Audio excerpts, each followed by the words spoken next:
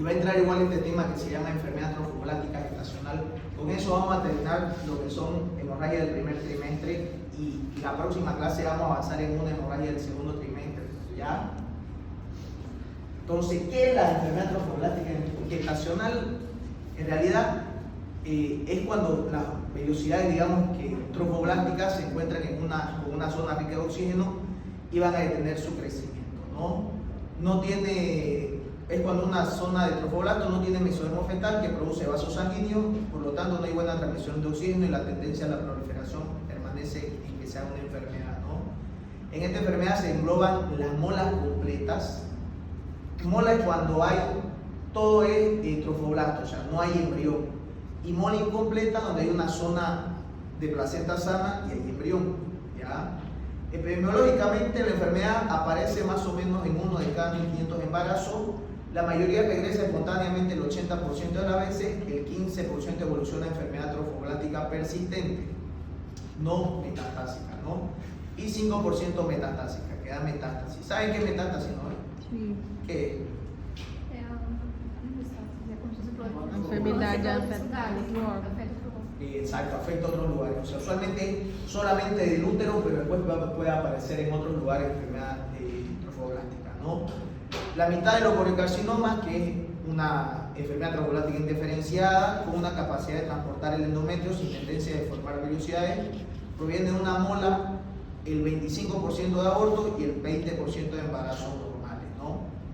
No se conoce exactamente su etiopatiogenia, parece desarrollarse a partir del huevo, a partir de 2 espermatozoides sin participación genética, ¿no? Entonces, ¿qué hay que hacer? Cuando hay una molidatiforme, como hemos visto, hay una proliferación excesiva del trofoblasto junto con edema de las velocidades. Clave para detectar molidatiforme, aquella paciente, digamos, que tiene amenorrea, que tiene sintomatología de embarazo, o sea, náusea, vómito, dolor de pecho, etcétera, etcétera, y que usted le pide una ecografía, digamos, usted le pide, lo primero que le pide, en realidad le pide una beta-HCG, ¿no ves? Le pedimos una HCG de embarazo, ¿no ves?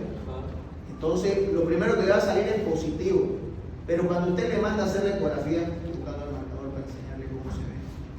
Cuando usted le manda a hacer una ecografía, o sea, si fuera un embarazo normal, se ve el saco gestacional, ¿no ves? Entonces puede ser que tenga su embrioncito ahí y su vesícula vitelina o simplemente una vesícula vitelina.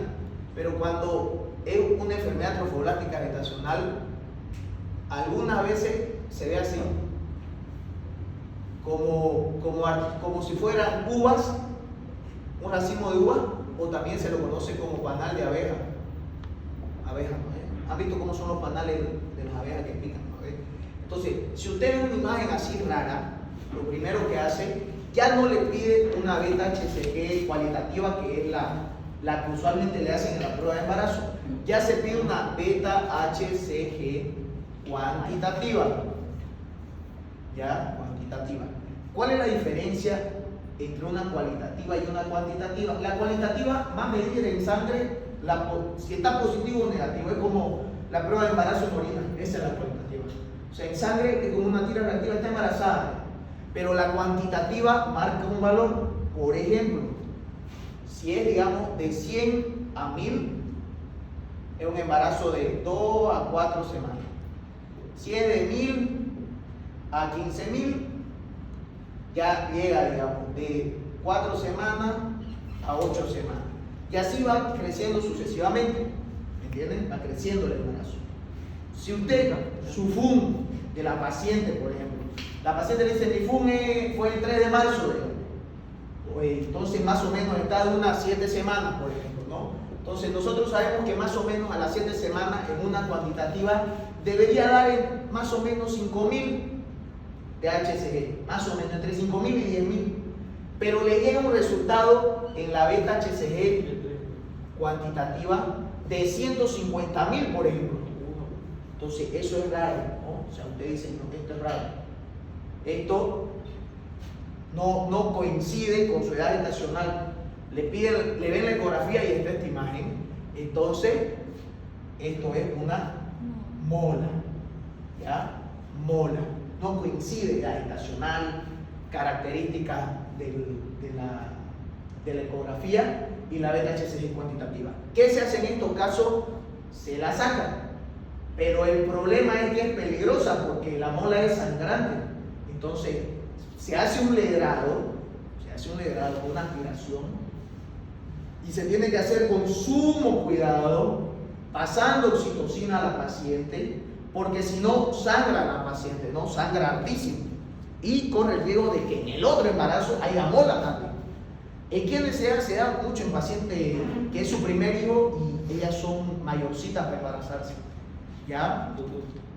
En un caso, por ejemplo, de una mujer que va a tener trigémenos, la beta-HCG No. elevada o normal? Normal. La beta-HCG se eleva por la cantidad de hormona en el embarazo, pero por ejemplo, si es 3 embarazos, no es que va a ser 150.000, 5.000 por cada uno, porque la hormona solamente se está elevando para ese embarazo, ¿entiendes? No para cada uno individual, ¿ya? Entonces, ¿qué va a ser la degeneración quística edematosa de las vellosidades coriales con las siguientes características? Apariencia de racimo de uvas, que es lo que les dije, presencia de degeneración hidrópica generalizada de las vellosidades coriales, hiperplasia del cito y del sincito trofoblasto. El embrión muere precozmente antes de que se inicie la circulación, por lo que no se encuentran eritrocitos en la velocidad, o sea, no hay embarazo, digamos, no él se muere. Útero más grande de lo que corresponde a la edad gestacional, presencia de quistes luteínicos en los ovarios, niveles de HCG más elevados para la edad que la correspondiente al embarazo, hay ausencia de efecto tejido amniótico y presencia de proliferación trofoblástica. El 10% puede evolucionar al invasor y el 3% metástasis. ¿Qué significa que puede evolucionar el invasor cuando ella pasa al torrente sanguíneo como una signo? ¿Saben qué es la signo? Coagulación vascular diseminada, no han escuchado nunca, por ejemplo, en procesos tromboembólicos, pulmonares, cuando hay una infección, también puede haber una SIC, cuando hay una infección intestinal, una signo, Sí, que pasa la infección al torrente sanguíneo y hace una sepsis generalizada. Eso se puede dar en cualquier enfermedad. Ese es el peligro, digamos, que dé una sepsis, digamos, ¿no? Si ustedes tienen un proceso, digamos, por ejemplo, para el COVID, hubieron muchos procesos pulmonares por COVID, digamos, entonces, ¿qué pasaba? Que el virus hacía una SIC, pasaba al torrente sanguíneo y lo infectaba, digamos, del COVID, que es un virus, por más que sea un virus, y los pacientes se morían, digamos, ¿no? Entonces, la mola puede ser parcial o incompleta, ¿no? Es cuando el desarrollo de las vellosidades hidrópicas con proliferación trofoblástica van a variar según la distribución, ¿no? Cuando es focal, solo sucede en el sincitrio trofoblasto y se encuentra sangre fetal en los capilares de las vellosidades, ¿no? El útero obviamente va a estar aumentado de volumen, van a haber quistes luteínicos y es muy probable que sean diagnosticados como abortos incompletos, ¿no? O sea, ahí ustedes la ven parcial, digamos, ¿no? O sea, ya no se ve tan completo el racimo de uva como es parcial, ¿no? O sea, ustedes van a ver una zona como si fuera un aborto, una imagen hiperrefringente. Hiperrefringente es blanco, ¿ya? En una ecografía. Por ejemplo, hígado graso es hiperrefringente. Un litio es una imagen hiperrefringente. ¿Han visto, no ves? Han avanzado en cirugía, digamos. Un litio en la vesícula es blanco, ¿no ves? Son imágenes hiperrefringentes que dan sombra acústica, ¿no ves? Si usted está así la vesícula, ¿no ves? Y está el calculote ahí, esta imagen es blanca, hiperrefringente. Pero aquí da una imagen como de sombra. Eso se llama refuerzo refuerzo acústico posterior, o da sombra, ¿no? Sombra, que se ve la sombra. Ya. Puede ser corioadenoma de Druens o mola invasiva, que es la mola hidatiforme, que se considera invasiva cuando el trofoblasto va a penetrar el miometrio o los vasos sanguíneos. Está constituida por nódulos en la zona de hemorragia, en el miometrio, extendiéndose a la pared uterina, ¿no? La extensión de las vellosidades a través de los vasos puede dar lugar a localizaciones en órganos, ¿no? Como les decía, se puede ir a pulmón, cerebro, vagina, etc.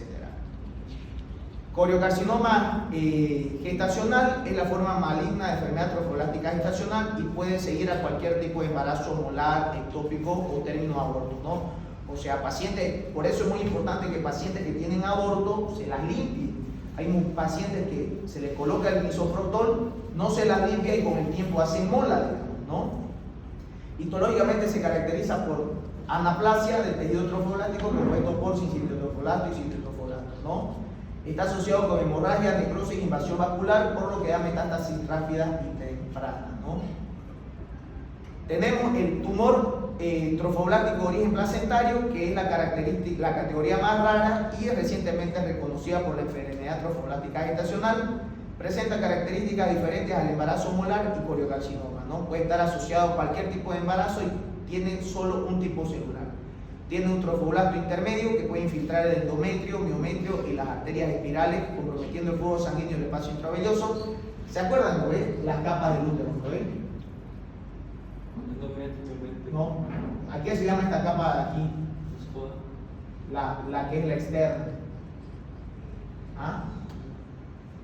O sea, ¿qué se llama la capa? Esta capa de aquí. Porque después tenemos esta capa de aquí y tenemos esta capa de aquí. Hagan el examen. Anatomía avanzada. Endometrio. Perimetrio. Ya. Y Biometrio. exacto. Entonces, esta ingresa, digo eso no escuché, doctor. Entonces, cuando hay un embarazo, por ejemplo, ¿cuáles son las velocidades coriónicas? Las velocidades coriónicas son las que se acuerdan que hablamos de que son aumentadas por la hormona progesterona, que nutren el embarazo para que éste crezca, ¿ves? Entonces, en esas velocidades, digamos, que están llenas de vasos sanguíneos, es donde ingresa el carcinoma, ¿entiendes? Y ahí hace una degeneración, ¿ya? Entonces, ¿qué va a pasar? La producción de HCG es variable, incluso puede seguir ausente, y en este caso es mucho más confiable para seguir la evolución de la enfermedad, ¿no? El mejor dosaje de lactógeno es el de lactógeno placentario humano, ¿no? El tumor trofoblástico de origen placentario suele ser resistente a la quimioterapia, por lo que en el diagnóstico temprano se hace una histerectomía, ¿no? Si el sangrado persiste, puede ser la mejor alternativa de tratamiento, seguir con la histerectomía, ¿no? O sea, usted lo descubre tarde, digamos, el problema, ¿no? Hay, por ejemplo, usted dijo que se lo va a afectar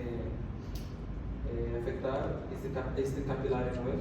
Entonces, y por ejemplo, en la menstruación, si la va a sacar todo ese capilar, no sale. Es que no va a tener menstruación porque la paciente va a seguir en amenorrea. ¿Me entiendes? O sea, eso, primera cosa, paciente no menstrua, digamos, va a seguir sin menstruar. Va a seguir sin menstruar, pero usted le va a hacer una prueba de embarazo de salud negativa, digamos, ¿no? Entonces, le puede hacer una ecografía y en la ecografía, ahí ya se ve la imagen, ¿no? O sea, obviamente tiene que hacer un buen ecografista, porque un ecografista, si no la sabe la imagen, va a decir restos ovulares, coágulos y o recto. Usualmente ponen eso, ¿no?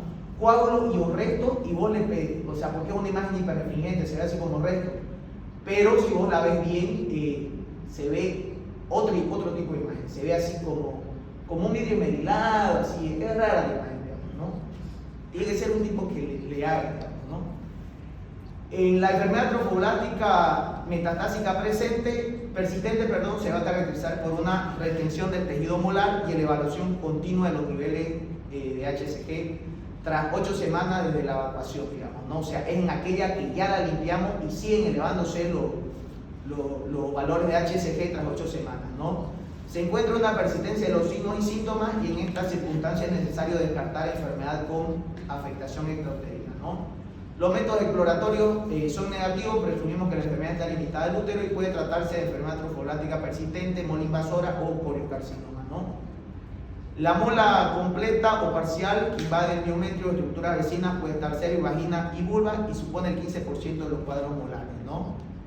La clasificación, entonces, mal pronóstico, o sea, tiene un mal pronóstico cualquier tipo de mola, presencia de algún factor de riesgo son los siguientes: HCG mayor a 100.000, duración más de 4 meses, o sea, la paciente no está menstruando, metástasis cerebrales o hepáticas, o sea, se puede ir, fracaso de quimioterapia previa y edad materna superior a 40 años, ¿no?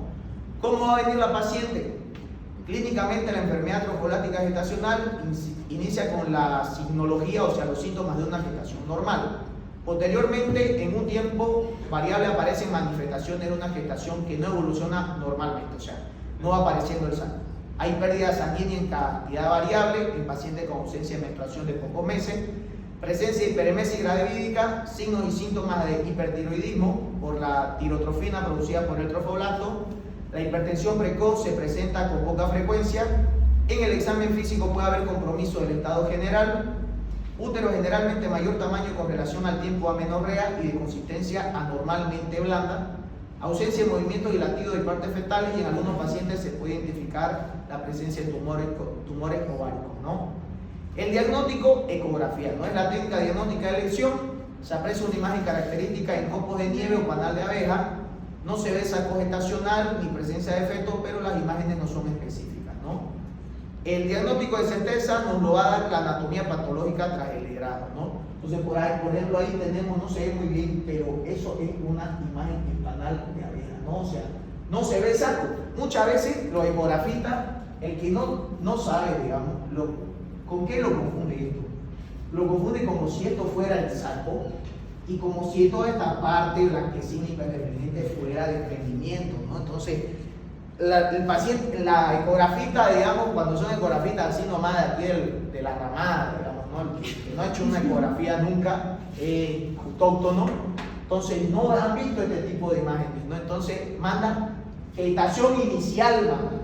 Y usted le pide una HCG 150.000, ¿no? Entonces hay que librarla, ¿no? Entonces, curso clínico, el 80% de los casos la enfermedad regresa después de haber evacuado el útero y los niveles de HCG van a descender rápidamente, ¿no? Cuando estos niveles no descienden o permanecen elevados, puede ser una enfermedad trofoblática persistente, ¿no? El tratamiento consta de dos partes: la evacuación de la mola y seguido posteriormente a la enfermedad. El tratamiento es el legrado por aspiración, ¿no? Puede ser un ameo, digamos, ¿no?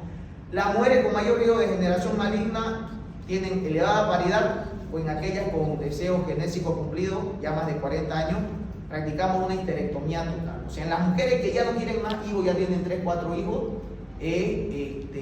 hacerle nomás histerectomía, ¿no? El seguimiento, hay que determinación semanal de los niveles de HCG hasta la remisión completa de la hemorragia, útero involucionado, anexos normales y niveles normales de HCG durante 3 semanas. O sea, tenemos que hacer un seguimiento de HCG cuantitativo de esta paciente cada semana para ver que no sea una persistente, ¿no? Porque ya dijimos que la persistente hasta 8 semanas, ¿no? Después de la remisión completa se hará determinación de HCG mensualmente durante 6 meses y bimensualmente durante otros 6 meses. Exploración clínica cada 2 semanas hasta la remisión completa. Radiografía de tórax en el momento de ser evacuada la mola para detectar afectación intrauterina. Como les digo, la mola puede irse al pulmón, o sea, por la coagulación macular diseminada, ¿no? Se recomienda evitar el embarazo durante 1 año con la toma de anticonceptivos orales, porque una gestación va a aumentar la cifra de HCG y nos va a impedir saber si la enfermedad pasó, ¿no? O regresó. Inicio rápido en la quimioterapia. Si los niveles de HCG persisten, se define como curación la ausencia completa de evidencia clínica y analítica de enfermedad durante 5 años, ¿no? Entonces, ¿qué vamos a hacer? Prendan la luz allá. Si en el examen le cae, que probablemente va a caer, si en el examen le cae, no traje el ordenador. Si en el examen le cae paciente de, no sé, 20 años, que acude por presentar sintomatología de embarazo, ¿no? Obviamente yo le puedo escribir náusea, vómito, amenorrea, ¿no? Ya saben que la ausencia de menstruación, etcétera, etcétera, ¿no? Presenta una ecografía donde se evidencia imagen, puedo ponerle yo o en racimo de uvas, o en panal de abejas, o en copo de nieve. Cualquiera de las 3 es válida. Cualquiera de las 3 le puedo poner, ¿me entienden?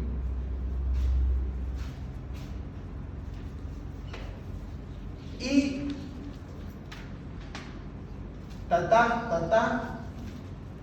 pregunta, ¿cuál? Y puedo poner ahí más, no se observa saco gestacional. ¿Cuál es su hipótesis diagnóstica? Mola. ¿Por qué ponga mola? Good. ¿Cuál laboratorio solicitaría? Beta HCG cuantitativo. Bueno, y ahí le voy a poner indicaciones. ¿Qué indicaciones le hace una beta HCG? Si ya salió, le pedimos beta HCG cuantitativa, ya sabemos que es una mola y sabemos que esa paciente sí o sí hay que tratarla, ¿no ve? Entonces, ¿qué vamos a hacer? ¿La vamos a mandar a su casa? No, la internamos, ¿no ve? Sí. Internación, o sea, se interna. 1, dieta. ¿Qué dieta le daremos a una mola? NPO, bien, me encanta cuando ya razonan como médico. NPO porque la vamos a operar, ¿no ven? O sea, la vamos a someter a un proceso, ¿ya? Entonces ya sabemos que toda paciente que va a entrar al quirófano, NPO. 2,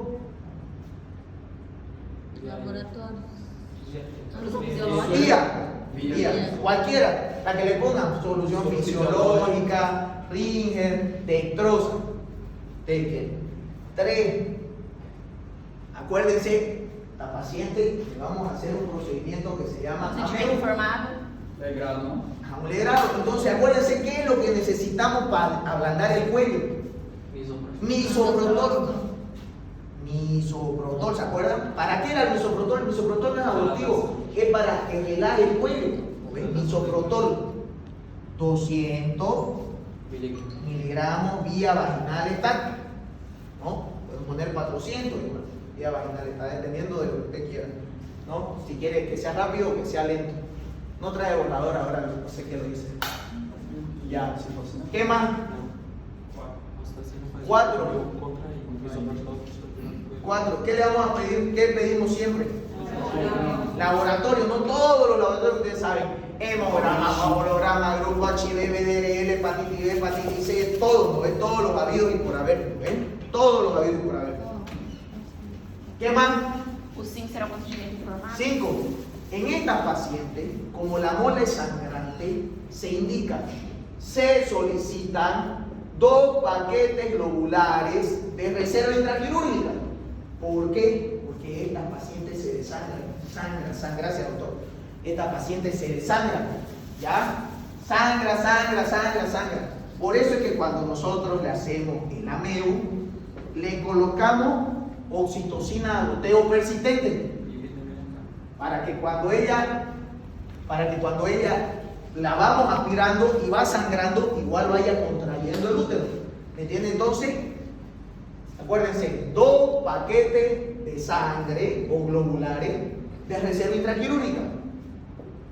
El otro número, control de signos vitales y generales, pasar a quirófano para realizar AMEU. ¿Saben cuál es el AMEU, no? Sí. La próxima práctica, cuando tengamos práctica, voy a traer un equipo para que hagamos AMEU. Así lingo. ¿Ya? Es esa aspiración al vacío. ¿Y esta paciente que va a sangrar mucho no puede aplicar una vitamina K? ¿Cuál? Aplica una vitamina K. Pero una vitamina K no le va a hacer nada. Una vitamina K. Mejor es la oxitocina porque ¿cuál es la diferencia de la oxitocina y la vitamina K? La oxitocina va a hacer la compresión del útero, la vitamina K va a actuar en una cascada de vacunación. Ya. Entonces, ¿qué es lo que vos necesitas en un útero que está hablando? Contracción, ¿no ves? Por eso le ponemos a la paciente. Por eso, por ejemplo, una puérpera. Ahí entra también oxitocina. A una puérpera. Sí, claro, oxitocina. Una puérpera le pone oxitocina goteo y le puedes poner una ampolla de vitamina K, pero no la hagas con vitamina K a horario, por ejemplo. Buenas tardes. ¿Quién habla? Jocelyn, estoy en clase. Me habla de que sale de clase ya. Hasta luego. Ya. 15, ¿hasta qué hora es la clase? 15 y En este media. caso, ¿no sería mejor hacer una histerectomía? ¿En quién le dijimos que es histerectomía? Mejor. Paciente que ya tiene paridad satisfecha y es mayor de 40 años. Saca útero todo. Entonces, a esa le hace histerectomía. Por ejemplo, si yo te pongo paciente con sintomatología de embarazo, prueba HCG cualitativa positiva, que en una ecografía se evidencia imagen de panal de abeja con antecedentes ginecobstétricos, ketas 8, parto 8, paciente refiere que ya no quiere tener más hijos. Ahí sí. Ajá. Es mejor ahí. ¿Qué trata? ¿Qué conducta? Paciente refiere que tiene maternidad satisfecha, te puedo poner. Entonces ahí yo te voy a decir, ¿Cuál es su hipótesis diagnóstica? Poliartriforme. ¿Qué estudio haría para confirmar? HCG cuantitativa. ¿Qué tratamiento haría usted? Histerectomía, porque el paciente refiere que tiene maternidad satisfecha. La No puedo histerectomía. solamente hacer una ligadura también de tronco. No, ¿por qué? Porque vos vas a tratar, o sea, la histerectomía, ¿para qué? Para no hacer la aspiración, sino para llevarte el útero completo con la mola. Si vos le haces una ligación, ¿de qué te sirve? Va a seguir la enfermedad adentro. No, después de hacer el tratamiento. Entendi. ¿Justificaría hacerle el lameo y después abrirla para hacerle ligadura? No. ¿Justificaría o no? No. ¿Vos te gustaría que te hagan el lameo y después digan, ah, vamos a ligar a la que ya tuvo 8 partes y te hagan todas madres? No justifica, ¿no? En la única que se llama hace ligadura, por ejemplo, se puede hacer ligadura por 2 centímetros en aquella ligadura que es postparto, porque el útero está aumentado de volumen. Entonces, esa que tuvo su parto hoy, digamos, a las 11 de la mañana, la puedes meter a quirófano a las 8 de la noche, hacer una raqui, te metes abajo del ombligo 2 centímetros, escarbar y agarrar una trompa, la sacas, la amarras, la otra trompa, la cerras. O sea, en esa. Pero a una paciente así que no tiene embarazo y que quiere venir a ligarse, no puedes hacerle por el ombligo, porque van a estar todos los intestinos aquí. Cuando el útero está grande, desplaza los intestinos atrás. Entra con mejor, con más claridad. Otra cosa, usted dice que la mujer que tuvo una mola probablemente Puede tener. Y que, por ejemplo, cuando una paciente es nueva, llega el paciente en mi consultorio y está con mola, voy a hacer esta conducta ahí. ¿Qué voy a tomar en cuenta para que no Que no se embarace un año. No se embarace un año, antes de embarazarse tome ácido fólico y nada, es rogarle a Dios nomás. Doctor, y tanto control cuando hace la lameo o la histerectomía, después tiene que hacer un control con... ¿Quieres saber las indicaciones que se hacen? ¿Y los dos pueden crear metástasis después o solo Bueno, lameo?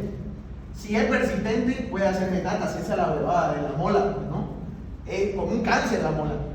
Entonces, te siguen haciendo los controles y no tenés que embarazarte. ¿Por qué? Porque si te embarazas se va a volver a elevar la HCG. O sea, hay pacientes, miren, ustedes van a ver en la medicina que usted a una paciente le dice, señora, no tome veneno, casi se muere, al otro día toma veneno. O sea, así son los pacientes. ¿Entienden? Entonces ustedes tienen que lastimosamente esperar todo el paciente. ¿Cuáles serían las indicaciones, por ejemplo, ya que nos quedan 2 minutos, hasta las 3:30, ¿no? Doctor, creo que usted ya tenía que irse a clase.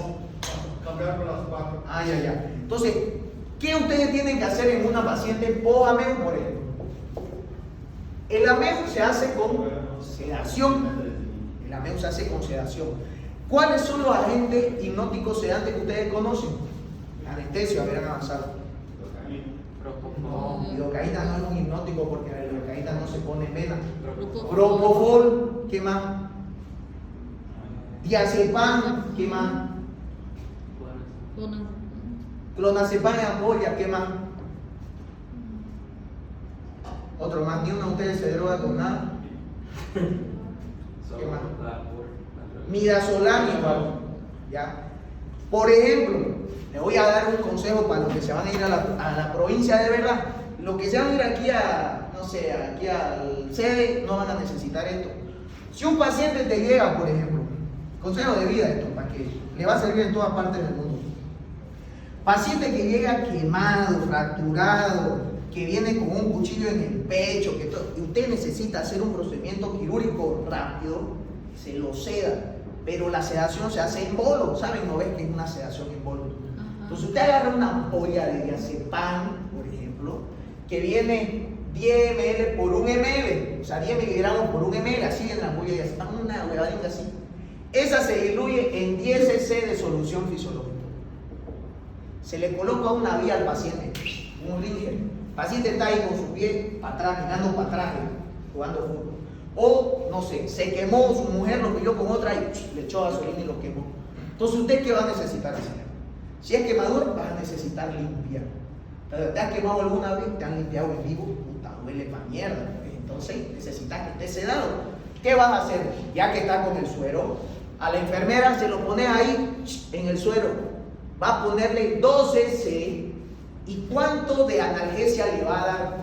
12 cc le da 20 segundos. ¿Entienden? O sea, usted le mete 12 cc y el paciente hace esto. Se duerme. Y usted ahí,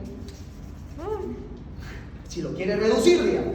¿Entiendes? Si tiene un paciente en el campo, usted está en el monte, digamos, y el paciente, no sé, se clavó, no sé, cayó en una trampa a su pie, digamos. Mierda, ¿a quién no le va a doler, digamos, ¿no? Entonces, ¿qué pasa? Le haces bolo, 12 cc.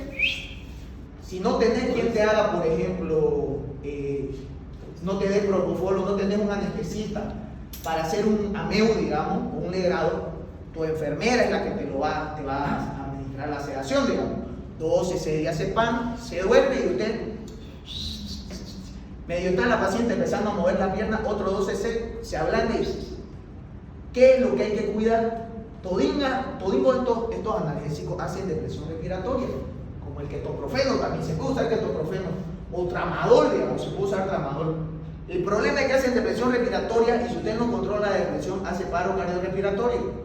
¿Me entienden? Entonces, pausarlo es en bolo, mínimamente un oxímetro de pulso para que usted esté viendo su saturación y de preferencia tener oxígeno. Usted le pone 6 a 8 libras de oxígeno, un oxímetro de pulso va viendo la saturación y le va poniendo bolo. ¿Entendés? Esa es la manera de sedar en el monte o en un puesto de primer nivel, digamos, ¿no? Entonces, eso es importante. En una paciente post-ameu que le estás haciendo el mismo tipo de anestesia, pero es, por ejemplo, el propofol, digamos, que tarda más tiempo en volver, digamos, el paciente, más o menos unos 40 minutos. 1 NPO por 4 horas. Luego, corriente. O sea, ¿por qué corriente se le puede dar? Y no hay que empezar como la raquidia, que primero dieta líquida 1 y después dieta líquida 2. Porque cuando usted, como no está entrando a cavidad, solo está a nivel uterino, entonces no necesita no meterle sólido al intestino. Puede ya a las 4 horas tomar agua y va a estar tranquila. No va a tener reflejo nauseoso ni nada. 2, siempre sale con su vía, ¿no? La vía de hidratación también es para que orine el analgésico. Un Riger normal, un fisiológico, a unas 30 gotas, ¿no? 3, siempre que ustedes hagan un procedimiento, y esto se lo voy a decir yo porque ustedes van a ver lo que vayan hacia la maternidad, a la Pampa en la isla, ¿qué se llama? Al de allá del Plan 3000, no me acuerdo qué se llama el hospital. Los médicos allá no le dan antibióticos. Chicos, ustedes tienen que acostumbrarse a dar antibióticos. ¿Por qué? Muchos de ustedes dirán, doctor, pero las nuevas normas internacionales dicen que un ameu no se necesita. ¿Dónde se escribieron las normas internacionales? En España, en Estados Unidos, en Inglaterra. Ahorita está mucho entrando en Europa como Holanda, así. Hungría, esos países están full ahorita en medicina. ¿Han visto los quirófanos de Estados Unidos? ¿Y han visto nuestro quirófano? En Estados Unidos, yo estuve en Estados Unidos, fui a hacer un curso, claro, típico Canva, con mi celular, venía de comerme un cuarto de un pollo ahí de McDonald's, hediondo a pollo, me imagino que estaba. Vos entras a un cuarto, o sea, para empezar, solo la sala de estar es así, digamos, ¿no? Entonces entras a un lugar, tienen la recepción o sea, tienen con el sistema de aire para que te quiten los microbios, la primera entrada, ¿no? Entras, vas a un lugar, te duchas, tu ropa en un casillero, te pones una ropa estéril, pasas a otro lugar donde te lavas un precaución de mano, te pones una bata y entras al quirófano. Y si ya te vas a entrar al quirófano verdaderamente, todo el material aséptico, ¿no? O sea, no se reutiliza nada. Por lo tanto, su nivel de infección son mínimos. En esos lugares solo hacen monodosis, hacen una cepo, digamos, o una cefazolina y no necesitan más. Pero el paciente, el de quirófano, usted nunca lo va a ver al anestesiólogo riendo con su celular, en la cabeza, como en los libros, en la cabeza del paciente. Por eso es que poco TikTok de médicos adentro del quirófano en Estados Unidos. Lo único que hay aquí